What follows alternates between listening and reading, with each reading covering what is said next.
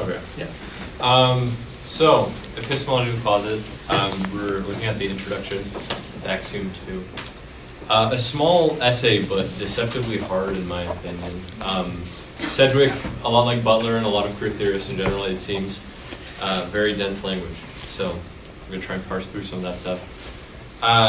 Here's just a little overview of what we're going to be talking about. So we got a little introduction, it's not very long. And then 3 terms: gender analysis, sexual analysis, and then gay/lesbian and anti-homophobic theory. My reasoning in choosing these terms was that I was trying to think of what terms are most useful for us in like a critical and analytical lens. You know, she has a long discussion of sex, gender, and sexuality, which are 3 terms, but it's like she elucidates that enough. So I figured I'd go with the analytical and the critical lenses, and I think that these are really interesting because they're constantly compared with each other. So gender and sexual analysis are two axes of analysis that she discusses, and gay and lesbian and anti-homophobic theory, which is, in my opinion, a weirdly defined term that I kind of want to elucidate, is very explicitly compared to sexual theory and sexual analysis that Sedgwick wants to bring about. So just as a means to start, I'm just going to read the axiom itself just out loud because it's kind of helpful. The study of sexuality is not coextensive with the study of gender. Correspondingly, anti-homophobic inquiry is not coextensive with feminist inquiry, but we can't know in advance how they will be different. So, I want to start by looking at gender analysis real quick. It's also sometimes referred to as, also if you can't tell, I was procrastinating a lot in these meetings. Gender analysis is also sometimes referred to as feminist inquiry. And this, I won't belabor the definition too much because I feel like, and Sedgwick doesn't really either, because there's kind of an assumption, it seems in the text, that we sort of know what this is, and also because we're just a week on it, we should sort of have a familiarity with it. But the general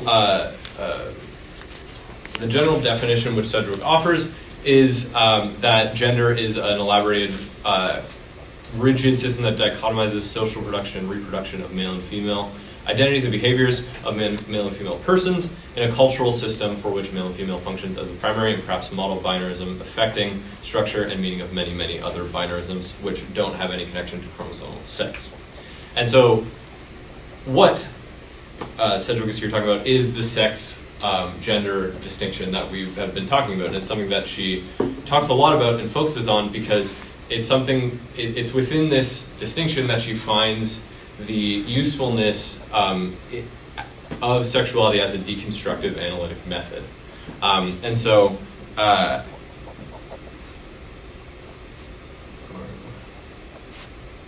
so gender analysis, it's often been tied to sexuality. So the idea is that gender analysis and sexuality are, talked about in tandem with one another. But gender analysis inherently relies on oppositional definition of one gender against another. This is from page 2287. The ultimate definitional appeal in many gender-based analysis must necessarily be to the diacritical frontier between different genders. And diacritical there meaning to differentiate or distinguish between, in this case, 2 things in a binary. Importantly, though, the reason why Sedgwick brings up gender analysis as this opening, thing to talk about, other than the issues with it, which I'll get into in a second when I talk about sexual analysis, is that in gender analysis, specifically feminist critique, there are 2 things that she sees that are really useful for creating sexual theory and engaging in sexual analysis. Firstly, how a variety of forms of oppression intertwine with one another, and especially how someone disadvantaged by one oppression can be enabled through another because of the exact same position. So the idea of a woman using her married name of her husband is, in one sense, clearly an oppression. It's the de-identifying of the person, but it's also an advantage in society in which that name might carry cultural weight that helps the woman along.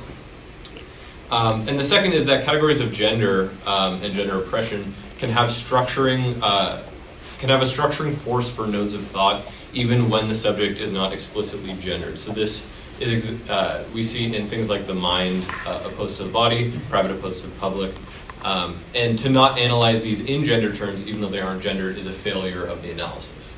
And so the purpose is that Sedgwick is seeing these two things as very important to use in a sexual analysis, because sexual analysis will have the same things that it must learn. So she kind of explains that feminist critique learned these things over time through its analysis. However, there's a reason why we can't just use gender analysis. There's issues with it. And one of the main issues, and this is quoted on 2287, it is unrealistic to expect a close texture analysis of same-sex relations through an optic calibrated in the first place to the coarser stigmata of gender difference. And stigmata there is not in the Christian sense, it's in the sense of stigma. This is sort of an example of why it is not enough in a very crude sense. But additionally, even though they can't be helped but described through each other, the axis of gender and of sexuality should be kept separate from each other, is what Sedgwick says. Specifically, gender analysis doesn't account for many of the other dimensions of sexuality beyond gender definitions. And this is something that I'm going to get into when I discuss sexual analysis a little bit more. But these dimensions of sexuality might be tied to other axes of oppression, which Sedgwick says there's many of them. So even more than sexuality is attached to gender, sexuality might be attached to class or to race. And that these connections, which are formed, very specifically formed for Sedgwick, they're not natural connections. That we need to create distinct categories. And so it's for these reasons that Sedgwick says that an alternative analytic axis called sexuality might well be, therefore, a particularly urgent project for gay/lesbian and anti-homophobic inquiry, and that's 2287, which that term sounds a lot like the other term that we were talking about, which kind of complicates it a little bit. So, moving on to sexual analysis. Also, this picture, weird little fact, I just was bored and typed in on an AI image generator, Eve Kozovsky Sedgwick, and this came up, and I don't know what that means. So here's a quick definition that, sort of a quick definition that Sedgwick offers for sexuality, and especially the issue with trying to define it on a map, like even the map we've been using of the sex, of the gender sex distinction.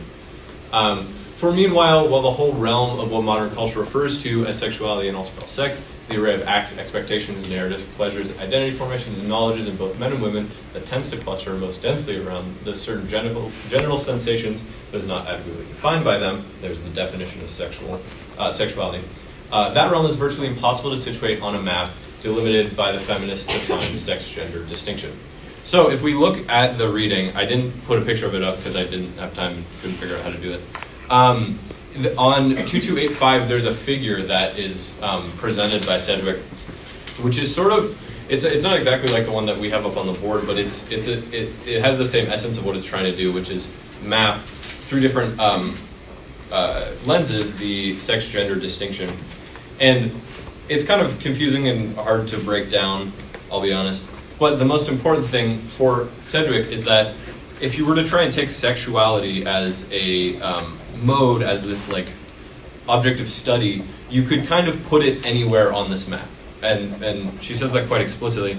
She says that to know that according to these different findings, something legitimately called sexuality is all over the experiential and conceptual map is to record a problem less resolvable than a necessary choice of analytic paradigms or a determined slippage of semantic meaning. And so in this sense, sexuality represents the full spectrum of positions, of everything. It's private, it's public, it's predetermined, it's alienary, physical, it's symbolic. But in this, it's also, it's the biology, but it's also the culture. This is important, though, for the analytic model that Sedgwick is trying to discuss, because she says that sexual orientation, with its far greater potential for rearrangement, ambiguity, and representational doubleness, that would offer the apter deconstructive object. And we saw this ambiguity and rearrangement in the graph that she gives us, where we can basically place sexuality wherever on there. And if that's the case, we can deconstruct even the thing that we're provided with. And so it's an apt deconstructive object. And also importantly too, the sexual analysis moves beyond the binarisms of that is one of the issues that Cedric finds in gender analysis. And this is an example of this is in 2289. Some of these dimensions are habitually condensed under the rubrics of object choice, so that certain discriminations of, for instance, act, or of, for another instance, erotic localization come into play when categories of object choice are mobilized. So even though when we're discussing sexuality, we put it in terms of object choice, of the gender of object choice, there's also all these other aspects that come into play that sort of deconstruct that. The idea of the act of it, or the erotic localization of that sexuality does not really fall in with this object choice that Cedric sees as the limiting factor of gender analysis. Not to say that it doesn't have its place, but the prime example of this limiting factor, though, is heterosexual genitality, which is a term that Cedric employs that I think is really elucidating to the issues of gender analysis and the usefulness of sexual analysis, which is that there's this idea that there are certain aspects of sexuality that relate to heterosexual sexuality that are the proper development of an individual. So these are things like the breast, the anus, the vagina, the penis, these sort of normal sites of sexualization, and these this sort of, it doesn't have any bearing though on actual sexuality. And the example that Cedric brings up is like cross-dressing. Cross-dressing, while it might have a sexual element that relates to these body parts, there's a larger sexual element that moves beyond these sites of heterosexual genitality. And so it doesn't account for that, so we would need to use a different analytic model if we wanted to discuss this. And so in this sense, a lot of these forms of sexual expression have importance historically and also in contemporary matters. Well, the one thing that she brings up is like the adult-child sexual relationship, which is important contemporary in a lot of media.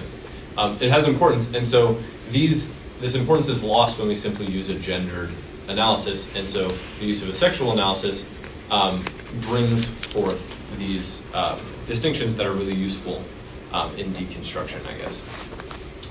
Okay, so moving on to the last term, gay and lesbian and anti-homophobic theory. So sexual analysis, it's essentially just gay and lesbian and anti-homophobic theory. No, that's wrong. That is not what it is. That's what I'm trying to get at. So they're not the same thing. And this is where it gets a little bit confusing because the terms of like gay and lesbian and anti-homophobic theory are kind of thrown around. But Cedric says, at first seems to say that they're like kind of similar, but then really makes the claim that, and this is on 2289, there are certain distortions built into the relation of gay and lesbian and anti-homophobic theory to a larger project of conceiving of a theory of sexuality as a whole. The two, after all, can scarcely be coextensive. And this is true not because this theory would fail to cover heterosexual as well as same-sex object choice, any more than feminist theory can't account for men, which is a false statement. But rather because, as we have noted, sexuality extends along so many dimensions that aren't well described in terms of the gender of object choice at all.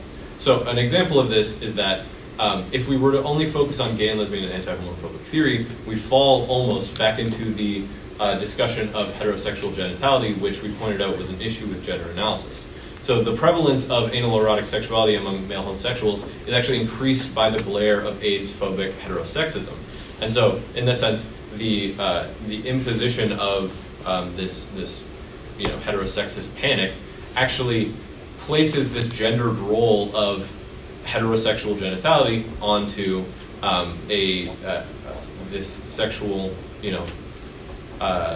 relationship that really doesn't have much bearing on it. So the imposition comes not from the sexuality but from the gendered imposition, because heterosexual genitality for Cedric is not the rule. And so Cedric clarifies this at the very end, and this is like kind of something that she rounds out with, which I think is really important, is that what I mean at any rate to emphasize is that the implicit condensation of sexual theory into gay and lesbian and anti-homophobic theory, which corresponds roughly to our by now unquestioned reading of the phrase sexual orientation to mean gender of object choice, or in other terms, a form of gender analysis, not sexual analysis, is at the very least damagingly skewed by the specificity of its historical placement, which is, for example, the discussion of the AIDS panic that places this gendered analysis onto something that would best be deconstructed through sexual analysis. So, how am I doing? You're actually at the Out of end. time? Okay, Yeah, cool. yeah, That's yeah. totally fine. I had this like example of this play I saw that I was going to talk about, but it's all good. That's What's the play, though? I'm curious. It's the Casual Fall. Okay, I saw it at so I was just going to go through each one, but Yeah. it's just really okay. I'll just end on these then. So just these questions here at the end, because I think they're kind of important. So Cedric says that queer theory, like, it's deconstructive, so will queer inquiry ever be anything more than deconstructive, or is that how it exists? And are forms of oppression necessarily distinct and unique, or are there some natural alliances among oppressions, which Cedric says blatantly that they're not? And 30 years later, do we have a better understanding of sexual theory, or is it still centered around gender or object choice? Okay, thank you.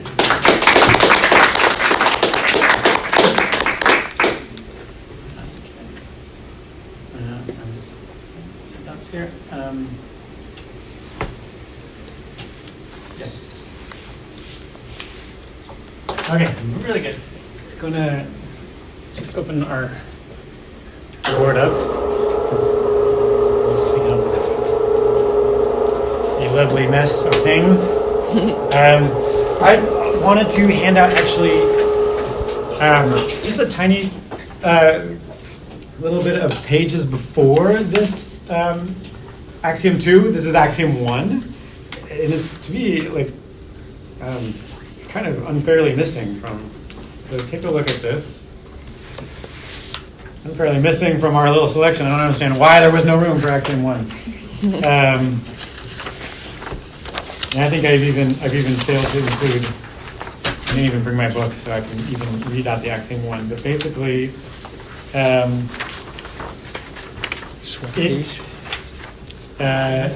it just one? Okay. Is it just one page? Did we mess it up? It's front and back. No, It's we just did one good. page. It's Yeah, fine. yeah. But anyways, Cedric is absolutely this book is written at the same time as Butler. And so they are obviously overlapping some, but they have a little bit of different emphasis, and I think, Tim, you really spotlighted that. So, whereas Butler sort of says, once we start looking at this, the performance aspect of any particular sexual act or demonstration or so on, then these two sort of collapse. Everything collapses into performative cultural phenomena. And the sex-gender distinction is sort of deconstructed permanently. Cedric isn't so sure. And that's why, as Tim pointed out, there is a sex-gender analysis that's still somewhat relevant, as well as a sexual analysis, which would be more like what Butler's doing. And finally, there's a sort of a third thing, which is not just toggling between the two, but raising questions about which epistemology is relevant for what you're thinking, or what you're looking at, or what you are wanting to kind of understand better. And that's this epistemology of the closet.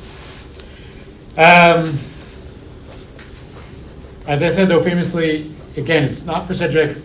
It's not the true epistemology is coming out of the closet. That's not the aim of queer theory, is to sort of get the text to reveal its sexual identities, or get the character to sort of, what are you really?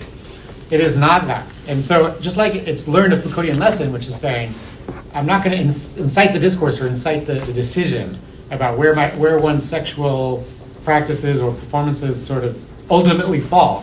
It's that I may use multiple forms of analyses to understand whatever situation or style or character or form or something like that is relevant. And so multiple kinds of analyses will be required.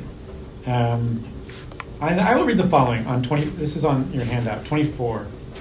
At the bottom it says, all right, this, among other things, is a way of saying that there is a large family of things we know and need to know about ourselves and each other, with which we have, as far as I can see, so far created ourselves almost no theoretical room to deal with. The shifting interfacial resistance of literature itself to theory, the relation of literature and theory, may mark, along with its other denotations, the surface tension of this reservoir of unrationalized non-taxonomic energies. But while distinctively representational, these energies are in no sense peculiarly literary. So just in our big picture, and Sedgwick happens to be a professor of English, whereas Butler is a philosopher, so maybe not as interested in the Department of English, the stakes of the Department of English, and literature as such. Sedgwick is, and has saying, where, how do we, all these ways of knowing ourselves and knowing our object, whether that object be one's sexuality or one's sexual choice, or one's textual questions. We lack a sort of theoretical room to deal with that. So on. Okay, so moving on just a little bit. In the particular area of sexuality, for instance, I assume that most of us know the following things that can differentiate even people of identical gender, race, nationality, class, and sexual orientation. Each one of which, however, if taken seriously as pure difference, retains the unaccounted for potential to disrupt many forms of available thinking about sexuality.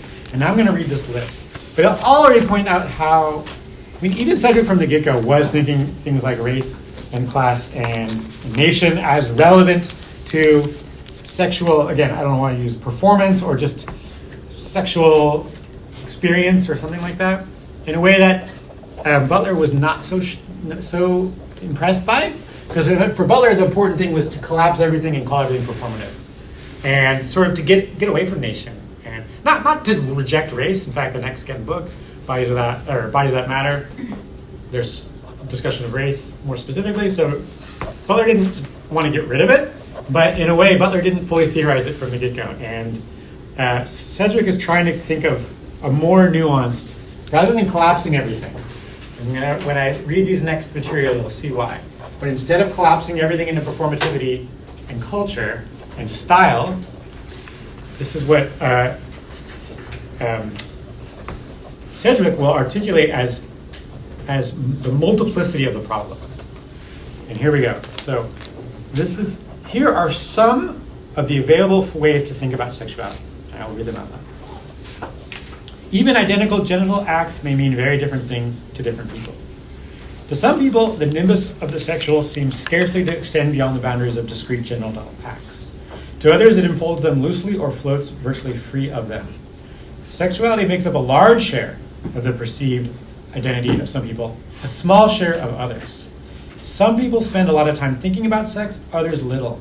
Some people like to have a lot of sex, others little or none. Many people have their richest mental, emotional involvement with sexual acts that they don't do or even don't want to do. For some people, it is important that sex be embedded in context, resonate with meaning, narrative, and connectedness with other aspects of their life. For other people, it is important that they not be. To others, it doesn't occur that they might be, one way or the other. For some people, the preference for a certain sexual object, act, role, zone, or scenario is so immemorial and durable that it can only be experienced as innate. For others, it appears to come late, or to feel aleatory, sort of chance-based, or discretionary. For some people, the possibility of bad sex is aversive enough that their lives are strongly marked by its avoidance. For others, it isn't. For some people, sexuality provides a needed space of heightened discovery and cognitive hyperstimulation. For others, sexuality provides a needed space of routinized habituation and cognitive hiatus. For some people like spontaneous sexual scenes. Others like highly scripted ones. Others like spontaneous sounding ones that are nonetheless totally predictable. Some people's sexual orientation is intensely marked by autoerotic pleasure in histories, some more so than by any aspect of alloerotic choice of others. For others, the autoerotic possibility, self-pleasure, seems secondary or fragile if it exists at all. Some people, homo, hetero, and bisexual, experience their sexuality as deeply embedded in a matrix of gender meanings and gender differentials. Others of each sexuality do not. Okay, so I read that list, and I think it's just so much more interesting than this, to be honest. And while I still see the relevance of this, and the history of learning about the sex-gender distinction is so interesting, in a way, when Sedgwick starts pointing to this and just saying, this could be so variable, but for different people in different situations and in different times and places, and so on. And so Sedgwick gives us the tool to say some people think and find their sexuality to be innate, and some don't. That doesn't mean that sexuality is by definition innate or by definition performative only. Some people feel it one way and some feel it the other way. Some people think their sexuality has a lot of meaning for their who they are and their daily life and so on. Some don't.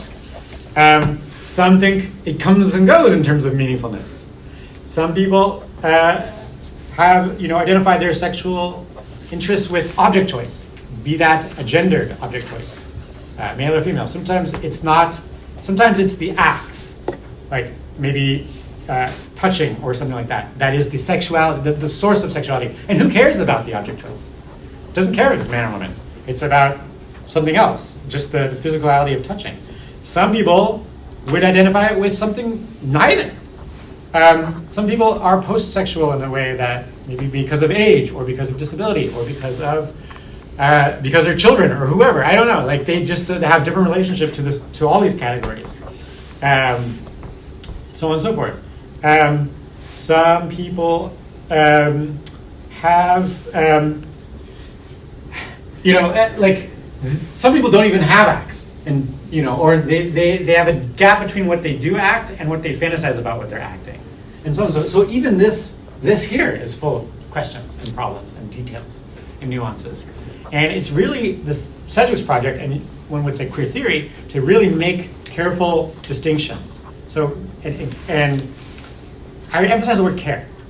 It becomes like basically Sedgwick's next book is called Touching Feeling, and it's about the argument for reparativity rather than paranoid or sort of classificatory thematics or Foucauldian style discussions of sexuality. But I think Butler is in there too to some extent. The point being is that if you read carefully for nuance, for specific situations, you're more likely to show care in that reading.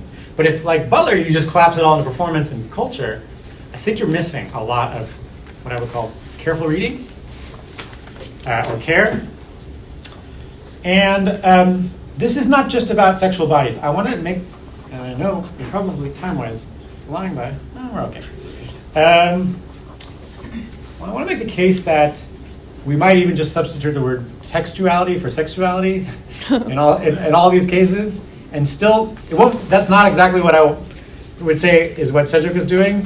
And this is just because it's just pedagogically helpful to say that, but it is interesting. So when, to make that connection, because, so when we say like, I'll just demonstrate, textuality makes up a large share of self-perceived identity of some people, a small share of others. Or,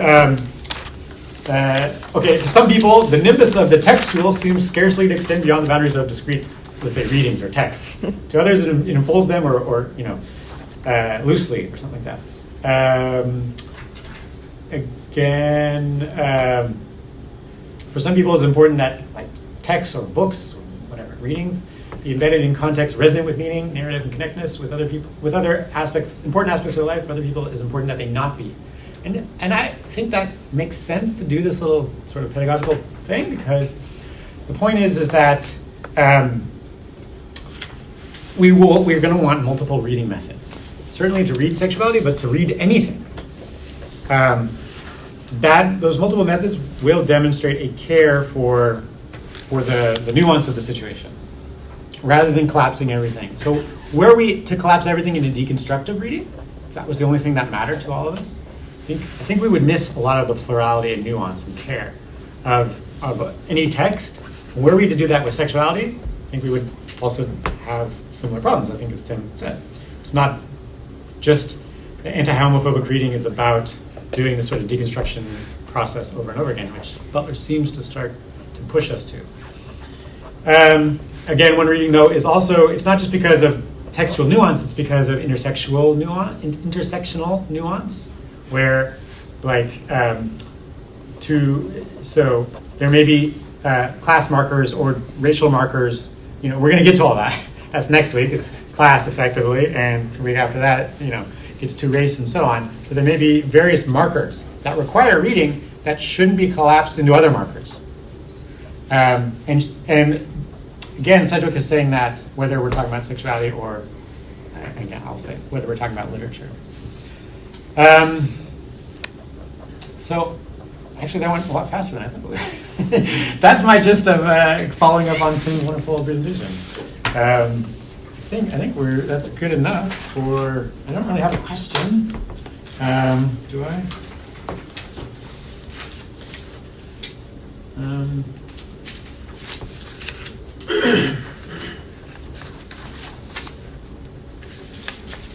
yeah, I don't really have a question other than just sort of.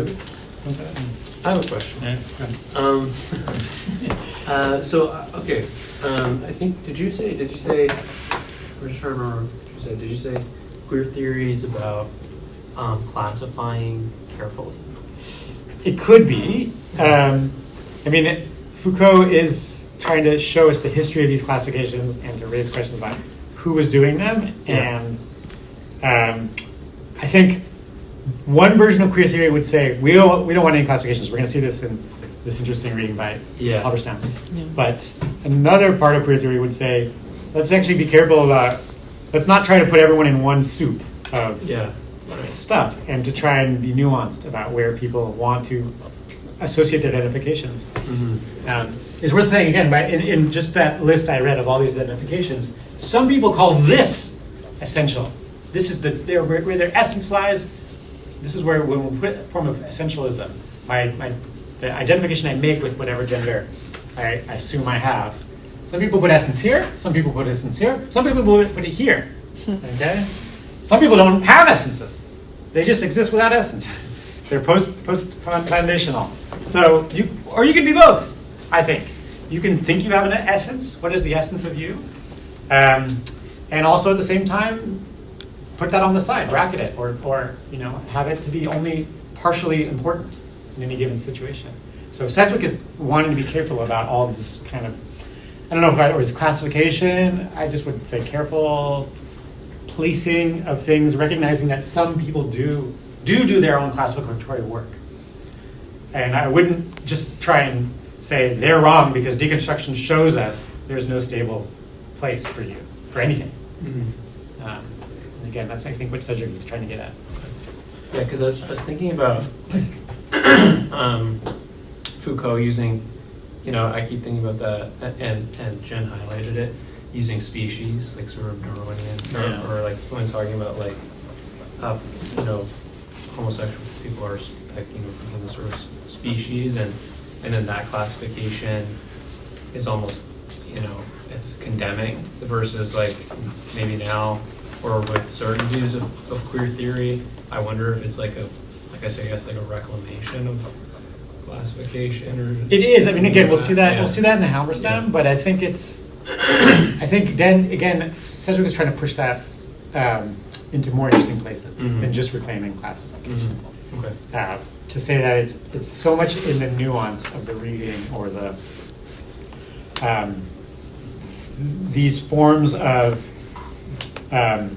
different identificational practices that make it interesting, and it's like in the plurality of all that. That's where the interest lies.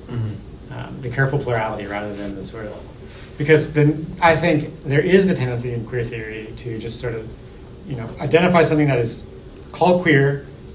It quickly actually becomes a kind of essential label, and then say that becomes the good, and we'll counterpoint it with the bad, which is sort of what the whole point of queer theory was trying to get away from. This sort of quick binaries and stable, one side or other situations. And yet, on the other hand, activism requires that. One does want to support the emancipatory practices of queer theory, no doubt. Because it involves real violence, real suffering people, people's bodies are exposed and at risk.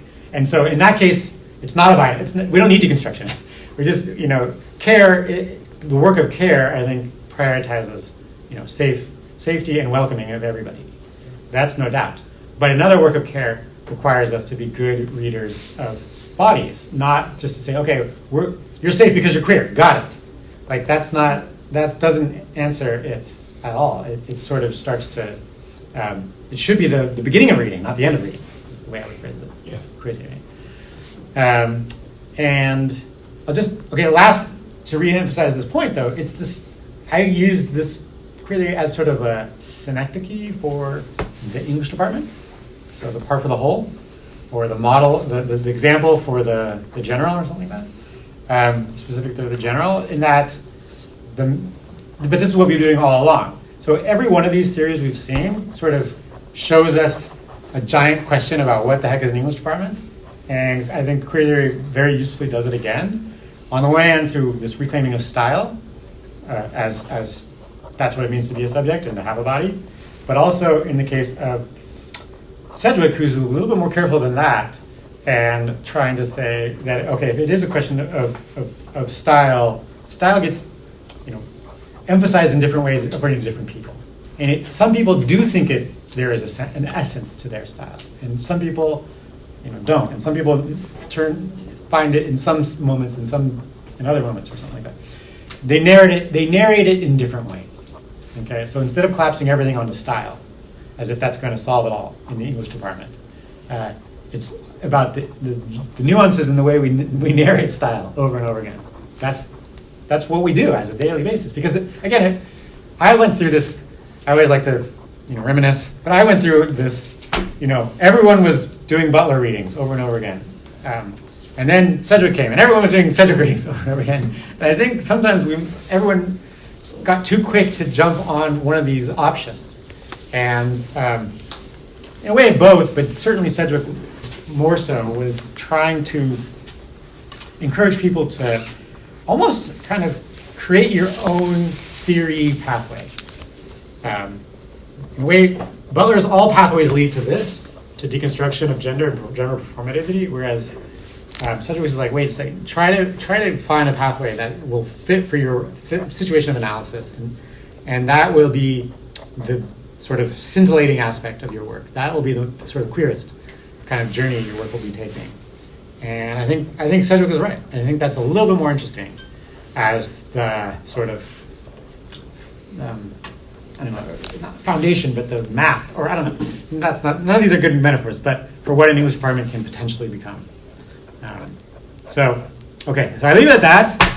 That's, I don't know if that's very satisfying or not, but trans. Technically, we have 2 readings here, so probably very little to say about auto theory. Halberstam, Jack Halberstam.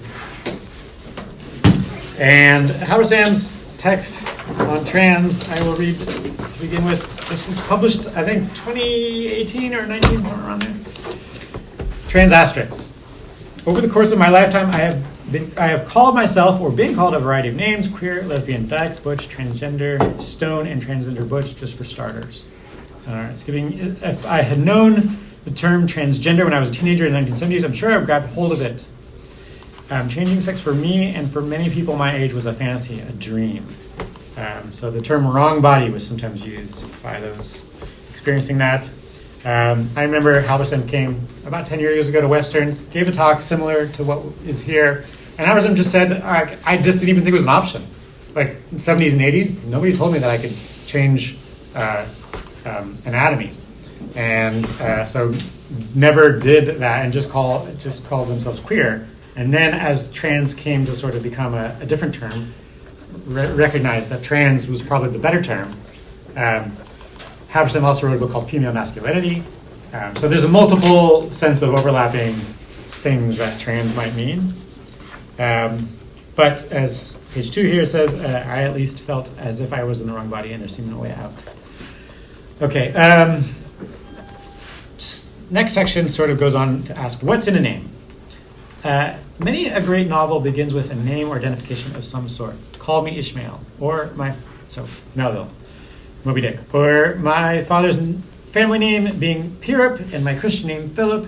My infant tongue could make of both names nothing longer or more explicit than Pip, so great expectations. But also, as Gregor Samsa woke one from uneasy dreams, he found himself transformed in his bed into an enormous insect, Kafka. All right, so on. All right, so to be sure, there are also novels that begin in the absence of names. I Am an Invisible Man, Ralph Ellison. Where Now, Who Now, When Now. These non-naming flourishes challenge the idea of character and raise questions about the ability of naming to capture all the nuances of human identification. And there's an example of Nemo, which means nobody in Latin, in Finding Nemo. And page 3 says, I offer these examples to make sense of the powerful nature of naming, claiming a name or refusing to, and thus remaining unnameable. I want to just pause here and ask you a question, which is, what is the literary, what is going on in literature when you have like a beginning first sentence, like call me Ishmael, or Pip naming himself? Why do novels do that, do you think? Just a literary theory question. Or what's the effect of novels when they do that? Any thoughts? Anyone want to jump in? Sarah? I think at least some of the time it's to like get you to immediately question the story that like the narrator's telling.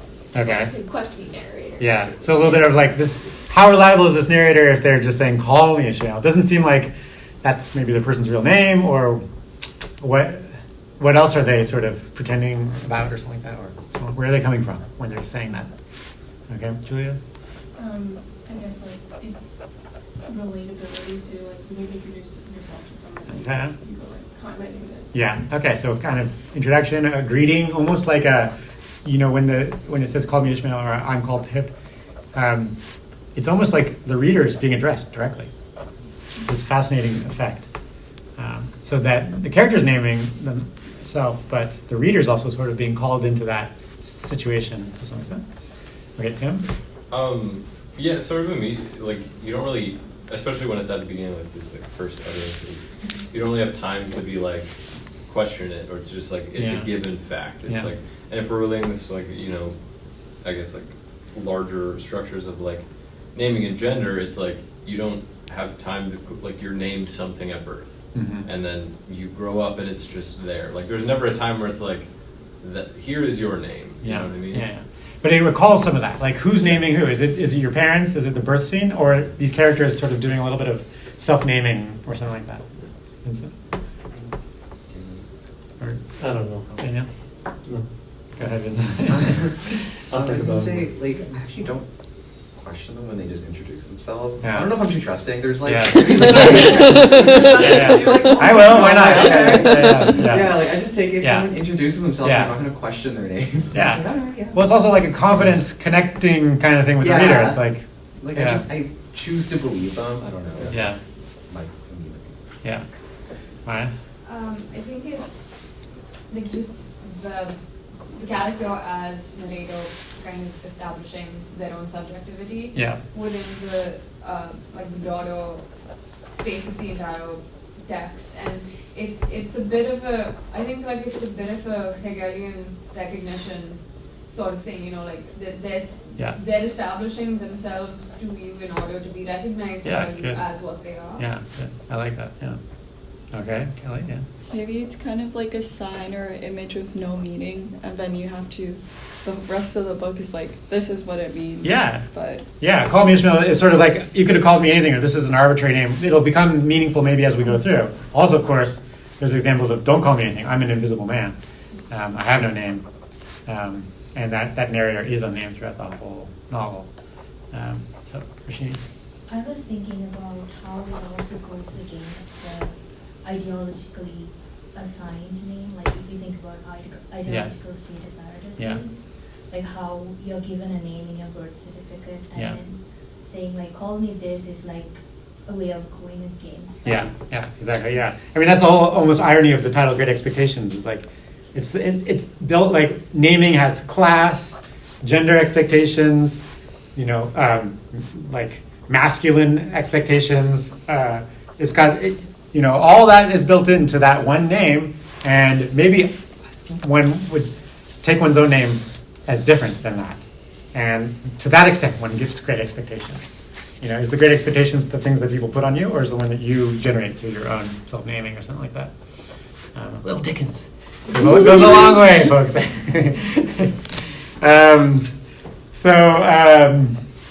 All of the above is going to be relevant for trans. Okay, everything we just said, this whole literary conversation we had around it is obviously relevant to what the word trans and the trans asterisk mean. Okay, so moving on. Halberstam points out, though, that for a long time there was no name for trans. That's That's a form of loneliness, to be honest. That's kind of like the theme of the next sort of pages. To lack a name, but it's also a challenge to have a bunch of names too, as the text goes on to show us. So on 4, it says the following: Today we have an abundance of names for who we are, and some people actively desire that space. But at the same time, I think I'll just throw that in. Some people actively desire that space of the unnameable again. This book explains how we came to be transastric and why having a name for oneself can be as damaging as lacking one. I have selected the term transastrics for this book precisely to open up the term to unfolding categories of being organized around, but not confined to, forms of gender variance. As we will see, the asterisk modifies the meaning of transitivity by refusing to situate transition in relation to a destination, a final form, a specific shape, or an established configuration of desire and identity. The asterisk holds off the certainty of diagnosis, keeps at bay any sense of knowing in advance what the meaning of this or that gender variant form may be, and perhaps most importantly, it makes transastrics people the authors of their own categories. This book will show transastrics can be a name for expansive forms of difference, haptic relations to knowing, uncertain modes of being, and the disaggregation of identity politics predicated upon the separating out of many kinds of experience that actually blend together, intersect, and mix. So that's a lot, and we're going to unpack that in just a second. I'll just point out that it sort of loops through, that one paragraph will loop through some of the rest of the following discussion. So just really quickly, you'll see after that, like the history of botany, zoology, sexology, all of which we're very much interested in naming for and it could be for various issues of power and psychology and so on. Codification and formalization in terms of names. Facebook, then skipping to the more present, Facebook offers you 51 ways of identifying yourself. Who knows? I'm sure there's more now. And so you're just any number of possible ways to identify yourself, but Halverson points out there's a weird mirroring. Like, there was a proliferation of names at the end of the 19th century in sexology, but those weren't for exactly emancipatory purposes. And then there's a proliferation of names in the 21st century. Those are for emancipatory purposes, but some of the tension of that 19th century explosion of names kind of remains. The project of, this is page 7, exhaustive classification and 19th century practice from sexology, again, led to issues of framing sex and gender bodies in terms of norms, orientations, identities, and so on.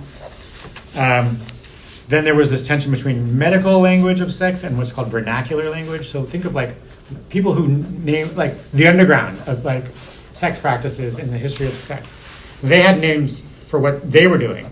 And then there was also the official or medical names for what people were doing as well. And so there's always been this tension between the medical and, let's say, the vernacular or the everyday experience of naming and labeling and so on. Everyone understands that there's a power to naming and so on, and that names are historically variable. This is sort of 8 and 9. Okay, now having said that, I want to go back to page 4 and that paragraph that I read, transastrics. The asterisk modifies the meaning of transitivity by refusing to situate transition in relation to a destination, a final form, specific shape, or an established configuration of a desired identity. I just ask you, I know I've read it twice, but explain to me exactly why there's an asterisk. Most people say trans without an asterisk, but I think Halverson was very insistent that one would have the asterisk. So Jen and then why the asterisk? You can go. Yeah. It's like a term for like library searching, right? It's like a wildcard modifier. So like if you put it at the end, like you can in a sense trans a lot of things. Like you can even use it for crossing borders. So it's not just transgender, but it's like making transition a part of a lot of discourse, right? The way that you could structure the word, right? You add something else at the end where the asterisk would be. Yeah, nicely said. I love that example of the library search thing, or you could just like a Google search where it's sort of like an open-ended string or something like that. What comes after this is sort of possibly implied, but not necessarily after the trans. Yeah. What are the reasons why there's an asterisk? And also they need the the search thing as well, and because Okay. it also allows like all the different variations of it to show as well. Mhm. So I think that's probably why he Yeah. chose it. Like it's like because he's like talking about like he wants them to be able to choose the way that they use the word trans. Uh-huh. So whatever variations that come of it, I think Yeah. that he wants the option to be open. As Yeah, opposed to- exactly. So instead of Halberstam saying trans means this, folks. I'm writing a book on introducing what is trans. Trans is this. I'm trying to get out of that question, answer, done model of thinking and being, and to say that it is the holding off on diagnosis. It's the possible plurality of what comes after that word trans. It's also, well, what else, Grace?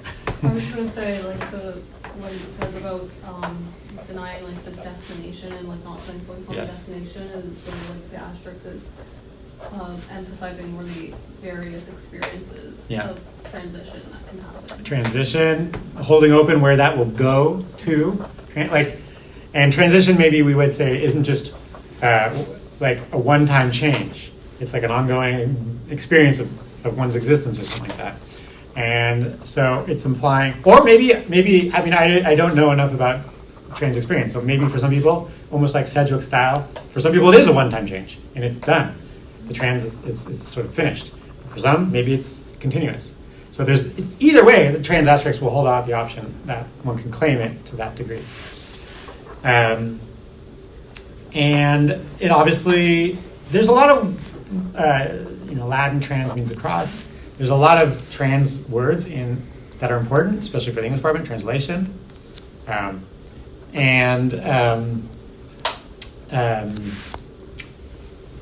What other words? Well, that's probably translate. I was thinking like transculturation, but that's a complicated word for like multiculturalism or something like that. But anyways, there's a word that I can't find in my brain right now, like for Describe it. like international. Yeah, like it's like transgeographical. Yeah, I something like think, that. or- Yeah. Across Because that's places really and trendy right now. Yeah. stuff like that. That's not to say that trans asterisk is all of those things too, but it's also to not say that they're separate from questions of what trans means. And also just to reemphasize, I'm going to double check my time, so let's see where I am.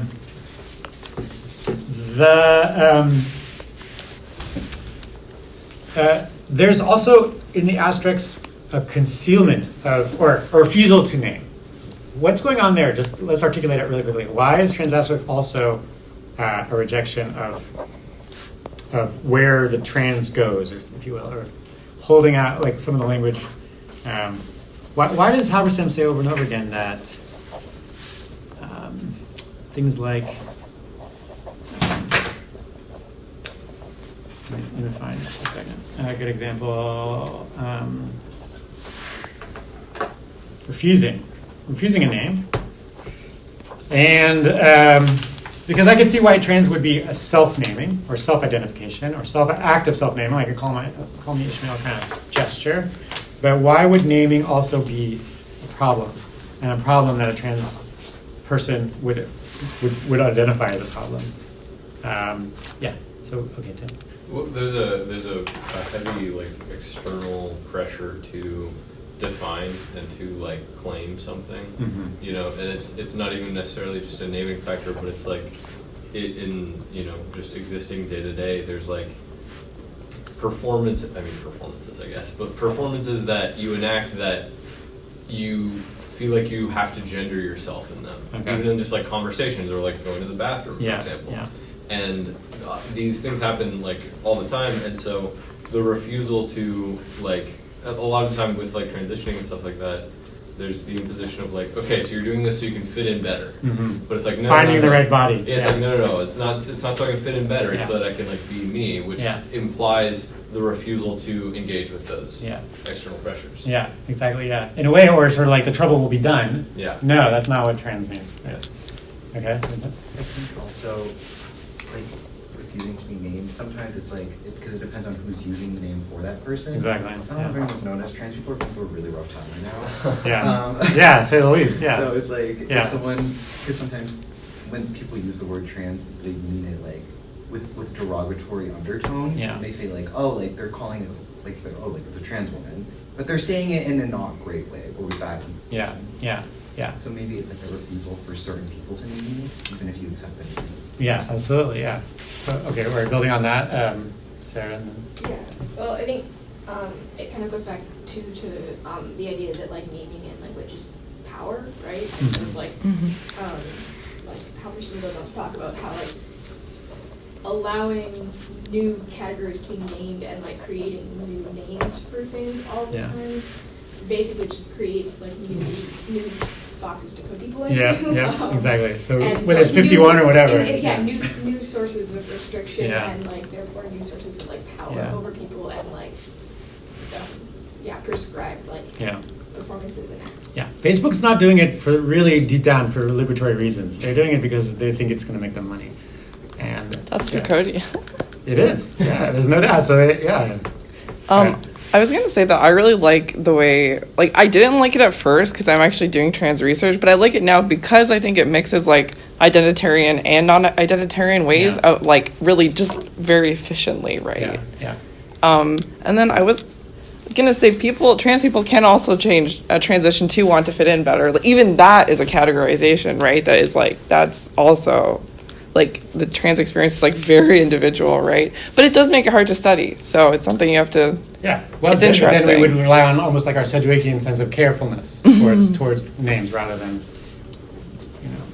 either refusing them or accepting them. But there's a theorist that's very popular right now. His name's Fred Moten, and Moten is African American and talks a lot about race as in a similar way as one I think would use some of this conversation, because it's not about just claiming one's transness or just claiming one's blackness. There's a tradition of being fugitive, or being unidentifiable, or being even some of this language comes from Gilles Deleuze, where he says become imperceptible.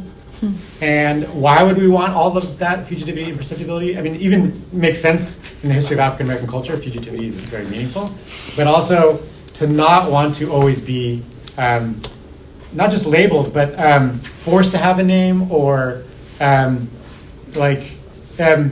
there's more possibilities of becoming when one sort of retains a fugitive or imperceptible kind of situation. At the same time, one doesn't want to erase oneself. One doesn't want to have invisibility either as the definition of that person's being, because then you just get destroyed. You get any sorts of physical harms can occur to someone who has no recognition under the law. So on one hand, you want to be recognized. You want to have let's say, emancipatory politics in which one claims one's queerness or transness or anythingness as a form of justice. On the other hand, you want to not be just sort of presenting yourself before the law and pretending to no longer, let's say, be like fugitive or questioning, or the phrase that Fred Moten has a series of books, and it says consent. It's a phrase taken from Edouard Glissant, a poet. But the phrase is consent to not be a single being. I think I've phrased that right. The idea that there's sort of a plurality here that one's consenting to, but it's through a negative, through the sort of fugitive or the non or the asterisks, that one gets actually a plurality. But you have to sort of, consent is sort of the claiming, the asterisk is sort of the refusing the claim or to sort of pushing back from any specific term for that claim, and then reclaiming a kind of potentiality or becoming a plurality after that. To me, that's sort of the multiple stage process of this trans asterisk. Okay, let's leave that reading at that point. Even though there's other things going on and there's a nice sort of connection with literature over and over with Halberstam and so on. I still think, just like we did with Sedgwick or with Butler, we could say like trans is also a model for reading any text per se. Although I don't want to totally just decontextualize it. But when you're reading anything like Dickens or Melville or Ralph Ellison or you name it, and there's any number of these issues going on around naming, like we should be able to have a trans methodological, formal analysis. On the other hand, we don't want to decontextualize it and say this isn't, let's just steal all this method from the trans people and apply it to Ralph Ellison. Job done. So I don't know to what degree can one do a trans analysis of Ralph Ellison? I mean, this is cutting edge questions. Like books today are being written on this very topic. I don't have the answer because it's not really my field, but it's an interesting question to think about, like that particular text, or Ishmael, or any number of characters as potentially trans characters. I mentioned Jan and I had a conversation about this, but like a book came out like 8 months ago, like on this very topic by Grace Lavery, who's I think one of the authorities of this field, and asking these very questions. Okay, so I had you read one more thing, which I'm not going to do justice to because obviously that's always what happens when you have 5 readings. Max Cabbage. I hope you enjoyed this, though. He's a wonderful literary scholar, giving you a long reading of examples from like Gertrude Stein, among others. I hope you also recognize what auto theory is. I don't know if you've read much of it. Like the all-star text is Maggie Nelson's Argonauts. The Argonauts. I don't know if you've read that, but it's a great read. It's really remarkable. There's a lot of Roland Barthes in there, as well as like everyday life in Los Angeles, and a kind of it's also sort of trans narrative, autobiography sort of, and so on. And it's just really well written. So it's sort of the combining of theory, autobiography, but not just necessarily autobiography oneself. So maybe it shouldn't be called auto, it should just be called biography or something like that. And now like sort of experimentations with personhood. And this is what auto theory means. And I know I have like no minutes to talk about this, but I put it here in the queer theory section. It definitely is a sort of continuum with the queer theory and trans project of questioning what does it mean to be a person, and using tools of literature and theory to do that kind of questioning. So certainly we've just seen that, but also auto theory is not just saying, look, we all have literary biographies, chronological biographies, from youth to maturity or something like that. But that personhood has multiple temporalities, multiple narrative threads, and auto theory is welcoming of that. A lot of times we sort of drop that to some extent. Even when we're reading literature, I mean, the Bildungsroman model is still fairly dominant in most literary, even in contemporary literature. And auto theory is trying to push against some of that expectation and open the question again, what makes a person? Of course, auto theory is also opening the questions of like, is a person intersubjective? Is the deepest of me sort of me with others? That relational experience of being a person. Auto theory is really good at investigating some of that. Finally, it's just sort of, much of it is very cutting edge. More and more people are writing auto theory than are writing theory these days. There's been a big turn in the last 10 years. Christina Sharp is an example. I don't know who, like Sadie Hartman is an example. Jack Halberstam is an example, I would say, to some extent. And so on. And just in that trans text, Jack sort of narrating, becoming who Jack is in that way. It may be being turned to because there's sort of a loss of pleasure or personality in theory, and is sort of reclaiming that, re-exploring of that, and it's taking theory in new directions. Maybe it's sort of a symptom of not just where theory is at, but where the English department's at, and the rise of autobiography, the rise of memoir, the rise of person, and like, do you connect with this? Relatability, and that kind of emphasis in contemporary culture. Maybe it's also like sort of because of social media, it's the emphasis of the person, the personal journey, the personal storyline, and that's become fused with theory at this point and with the English department? I think it's all the above. So anyways, this essay is, fresh off the press, really. Max Havich is super, super smart and sharp, and does use a lot of psychoanalysis, which is somewhat helpful if you like that material. But I thought it was just a good example of theory in the moment, theory on the edge of theory. So that's all we can do for today. All right.